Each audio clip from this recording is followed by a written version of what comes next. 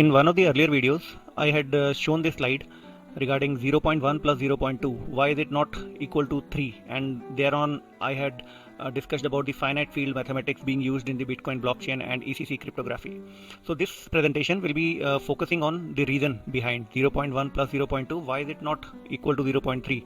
Or why the computer has not been able to solve these small numbers, or even at the bigger numbers the same problems exist with the floating points. So 0.1 plus 0.2, 0.1 plus 0.7, 0.2 plus 0.7, and so on, 0.3 minus 0.1. The expected answers, do you think 0.1 plus 0.2 is 0.3? So no. While we go onto a terminal and while we use any language, whether it is PHP, Pascal, Ruby, Python, Java, C++, or any other language in the IT ecosystem, you will basically find out that the answers to all these questions which are reflected on the screens are common. So let's see it live on a Python terminal, and here on we simply add 0.1 plus 0.2, and you see it is not 0.3. 0.1 plus 0.7, it is not 0.8. Then 0.2 plus 0.7 is not 0.9, or 0.3 minus 0.1, it's not just 0.2.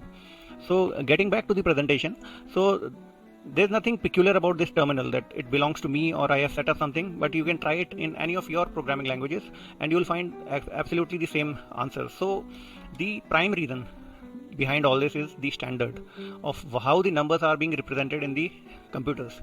So for today, for the duration of this discussion, for finding the reason of this anomaly 0.1 plus 0.2 etc., the reason is basically moving around IEEE standard, and this standard is IEEE 754.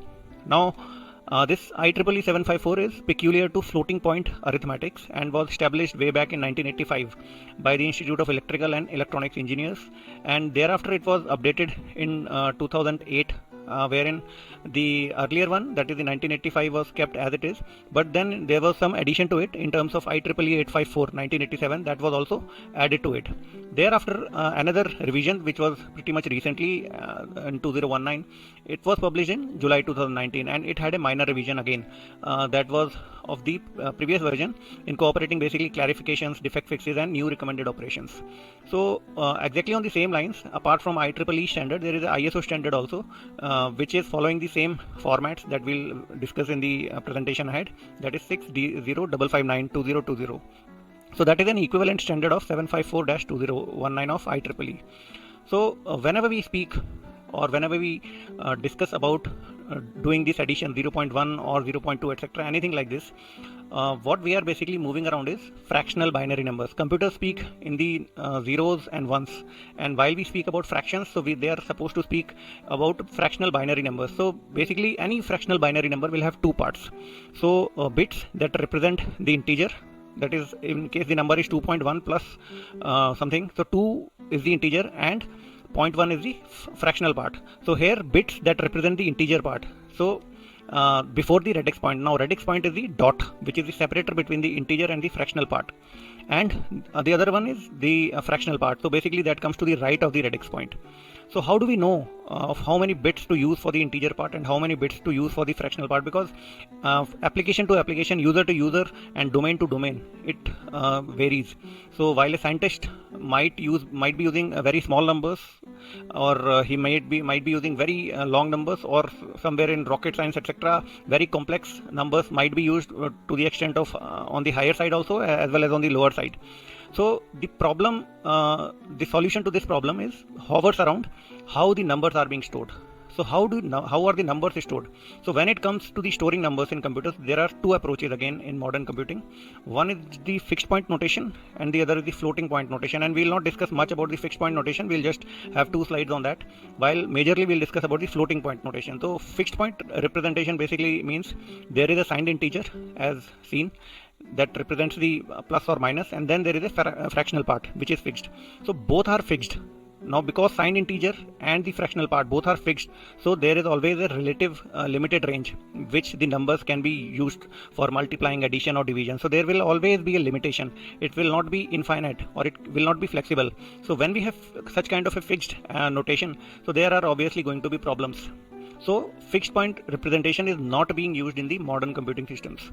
So now we come to the floating point representation. So this is an alternative to the fixed point notation, and this is being used in most modern computers while storing the fractional parts, and it is a way to represent very large as well as very small numbers precisely using the scientific notation in binary. And this provides varying degrees of precision depending on the scale of numbers. So it is basically flexible, it keeps floating, and that is why the name comes floating, and it is essentially a scientific notation applied to binary numbers. So the difference is, like, we generally speak or generally add 2, 3, 4, 5, 6 in decimals to the base 10. So in the floating point representation in computers, the base number is 2. That's the only difference. So two most common floating point binary storage formats are the IEEE 32 bits and the IEEE long 64 bits. So one is known as the 32 bits is known as the single precision, while IEEE long is known as the double precision, and it has got its respective formats. So in IEEE 32 bits, there is 1 bit for sine, 8 bits for exponent, and 23 bits for mantissa. Let's see them. So there is a sine, there is an exponent, and a mantissa. So sine basically represents whether it is positive or negative. So if it is 1, the number represents a negative number. If it is 0, it basically represents a positive number. Then we come to the exponent part. It is decided by the next 8 bits of representation. Mantissa, basically it is calculated from the remaining 23 bits of binary representation. So let's see an example. So first of all, the representation part, single precision, when we speak of the 32 bits, so there are 32 bits, and we have got first bit, that's the sine bit, then the exponent bits 8 bits, and then the mantissa 23 bits. Similarly, for the double precision 64 bits, instead of the earlier ones, we have got 11 in exponent and 52 in mantissa, and 1 remains the same in the sine bit. So we'll take an example of a scientific notation of representing or multiplying this number. So while we watch this number 4 and number of zeros, point zeros, so many number of zeros then suffixed by 3, if we have to multiply this, we may find little difficult, because then we'll have to count the number of zeros and then subtract and divide, etc. So we can simply write it as 4 into 10 to the power 10 into 3 into 10 to the power minus 7, or more simply it will be 12 into 10 to the power 3, or more simply 12,000. So that's how the things become easy in scientific notation. So it is easy representation. Now from a computer side, so base 10 is hours, what we basically read day in day out in normal calculations, buying grocery, buying vegetables, anything. So whatever we discuss as humans, we are mostly used to the base 10 part. So in case we have to represent 0.1, so it is 1 by 10. So on the right hand side, we go with the fractions 1 by 10, 1 by 100, 1 by 1000, and so on, and it keeps on increasing 0.1, 0.01, 0.001 plus so and so. But exactly in terms of computers, on the other side, when we use base 2, so 0.1 will be represented by 0.0, 0011, 0011, 0011, and it is recursive to infinity. So there is no stoppage. So there, the recursiveness, it exists to infinity. Now let's take another example, 1 by 3. So 1 by 3, when we speak, when we represent in base 10, so it is 0.333. It is again recursive. It is unending and it is recursive. Similarly, when we come to base 2, okay, now we'll see that 1 by 3, 1 by 3, 1 by 3, when we add it as humans, so we are aware 0.3 bar, 0.3 bar, 0.3 bar. As humans, we'll obviously get the answer as 1. But when a computer sees this, when a computer sees it and applies it in that mantissa format of 32/64 bit, so he will add it like 0.333 recursive, 0.333 again recursive to infinity, then again 0.333 recursive to infinity. Now here is what we are about to get, a floating point rounding error, because the total comes at 0.999. It is not 1. So there is a floating point rounding error because it is recursive in nature. So the computer simply adds 0.3 plus 0.3 plus 0.3 and it keeps to infinity. Again 1 by 10, in case we come to our problem of the heading slide, 1 by 10 plus 2 by 10, that is 0.1 plus 0.2. So 1 by 10 is 0.0011 and it is recursive. 2 by 10 again 0.0011 and it is recursive. So there is recursiveness existing in both the things. So now when we apply this 32 bit, so in case you remember, there are 23 bits in the mantissa. So we only take the first 23 digits after the decimal for the count. So the computer also, not we, basically I am saying the computers. So the computers take the 23 digits only, and there the rest of the digits are chunked off, they are deleted, and what we are left with is a simple chunked of 1 by 10 and a chunked of 2 by 10, and similarly it goes for 0.7, 0.3, etc. for all the other numbers that we had seen. So it is a very simple thing to understand of why this thing is limited in answers, and why are we using floating points not in blockchain.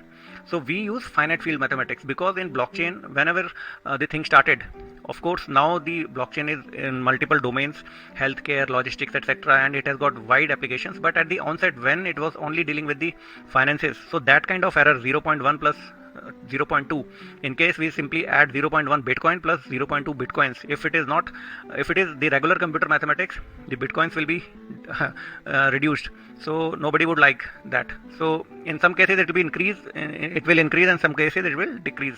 So 0.1 plus 0.2, if it is not 0.3, it will be 0.30000 something, and at the end we get 4.